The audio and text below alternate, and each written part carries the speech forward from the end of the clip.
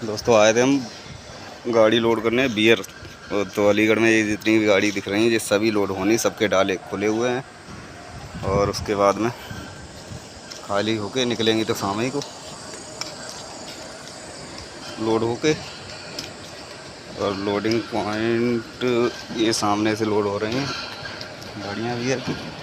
4-5 गाड़ी एक बार में लगती हैं, लोड हो जाएगी टाइम से, लेकिन कागज़ शाम को मिलेंगे और अपने मन से किसी रास्ते जा नहीं सकते। इसमें एक साइज का रूट होता है अलग, वो अपना हाईवे का रूट देते हैं और सही भी है। महंगा माल होता है इसमें, लोकल रोडों पर ख़तरा भी बढ़ जाता है।